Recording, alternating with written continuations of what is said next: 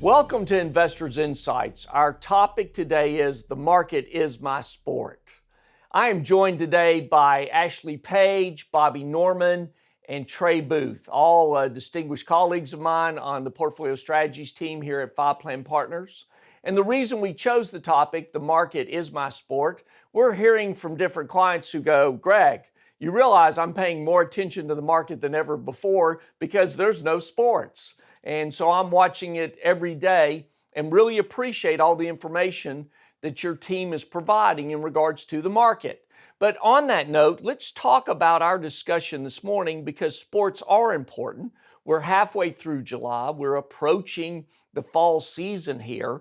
And Ashley, you brought up some great points about sports, the economy, and the markets. So talk to us about that. Greg, happy to do that. There's no surprise to anybody listening to this vlog that sports in the United States is big business. Absolutely. So let us give you some data. So far, the sports that have been canceled, if you rewind on the COVID-19 a little bit, Greg, of course, as we both know, the March Madness, the basketball tournament, was really the first major salvo of what got canceled. And then you had hockey, you had NBA, you add all that up.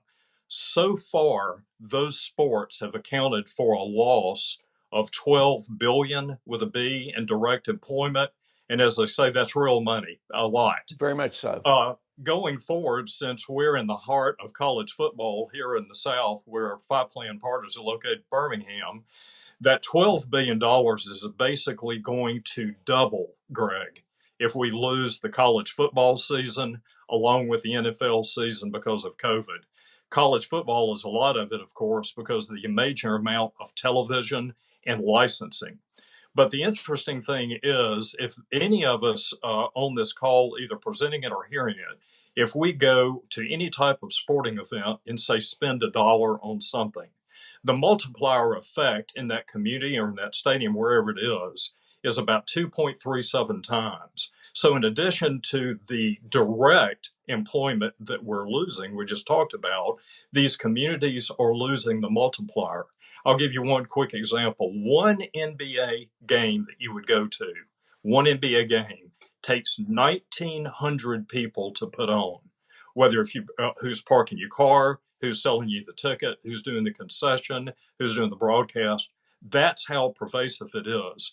They're about, and we've had a lot of questions about where's most of the impact going to be geographically. Really, in top 4 states, the largest state that's going to be impacted directly and by multiplier is California. They're going to lose the most. Think about it. Large geography. You've got NFL teams. You've got NBA teams. You've got college like Pac-12. You've even got large high schools, Greg, where you have naming rights on stadiums in high schools now. So California is one, Florida is one, Texas is one, and New York. So you got 4 large states. I'll summarize this part of it by basically saying, if you look at the amount of sports to our GDP, it's kind of analogous to what NASA did with the moonshot in the space race. It's a significant amount of dollars in the economy. So we're going to feel it if we lose this college and NFL season. Yeah, and in that discussion, people are saying, what's the economic impact here? How does that affect the markets? Bobby, this is a big week for us in terms of earnings. People keep saying, I just heard this information on sports, but the market continues to go up. Or the volatility in the market, we continue to see, though, the market move upward. Talk about that. Yeah, we've got 3 really big events that can move the market this week. First, earnings season continues. We've got 25% of the S&P 500 reporting earnings. 2 sectors we're watching carefully here. Big tech is reporting earnings. We need to see some good reports from technology companies to justify their big run-up in stock prices. So watching that carefully. The next sector is airlines. We want to watch that carefully to see what they say about future possible layoffs because air traffic is still down 70% year over year. But so far, so good in terms of earnings season. So companies have beaten forecast by 13%. That's the best quarter we've seen in terms of beating forecast since 2010. Now, expectations were lows coming in, so not too surprised to see the big, the beat on the upside. But then also busy week in Washington, D.C. 2 events, vaccine manufacturers will be testifying to Congress tomorrow on Tuesday.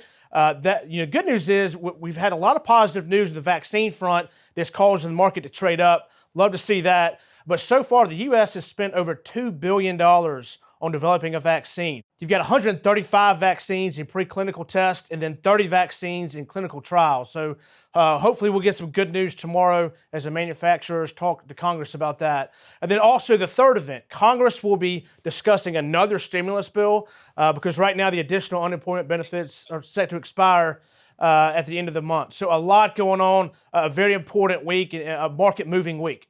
Yeah, very, very much a market-moving week. You're right about that. And, again, like you were talking about the airlines down, 70%. Ashley's been talking about sports. Trey, we really got into some great debate about stimulus and what's going on behind the scenes. Tie that in relation to what Ashley and Bobby were talking about. Yeah, definitely. I mean, so far during this crisis, what Congress has done, the federal government, and the Federal Reserve has done, has really put a floor under the markets and under consumer spending. So this next stimulus bill is going to be extremely impactful. You talk about sports coming back. Part of this stimulus bill will be liability protections for companies to find their liability role if someone comes back and gets infected. Another portion that's very important is unemployment benefits. What we've seen so far.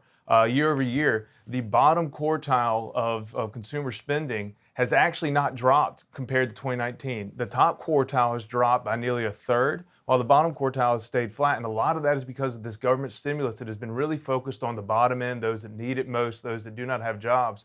And all that's set to stop at the end of this month. So with Congress getting back together, they are very far apart on where they want the stimulus to be. Estimates are for around $1.5 trillion. I think certain parties want it as high as $2.5 trillion, while other portions want it to be below $1 trillion. There's going to be a lot of details. You talk about sport. You want to watch something on live sports. This congressional debate may be, must-see TV for a little while. I think it may, watching the sausage gets made is never interesting or never fun. But it will be very impactful on whether or not we see sports, whether or not these corporate earnings can continue. Now, to Bobby's point, they're beating estimates. Estimates were for a 44% drop. The reason they're beating estimates is because the consumer was still able to spend because Congress enacted policy that gave the consumer funds while they were sitting at home. So will this continue will be very, very impactful watching it all start this week. Yeah, it's definitely a pivotal week, and that's why we wanted our viewers to hear about this. We're going to keep our clients updated on it. More news to come, but we're going to watch it as it unfolds, and also encourage everybody to wear their mask over the next 6 to 8 weeks because they're saying that could really help, and we might actually see sports take place before it's all said and done. Follow us on social media. We're going to continue posting things there. We're going to continue doing these vlogs. And for those of you that have shared it with others, we greatly appreciate that. That's opened up a lot of conversation and dialogue for us. And we want to let you know that we continue to navigate through this. And hopefully here before year end, you'll have more to watch than just the markets. Have a great week. We'll keep you updated. Thanks.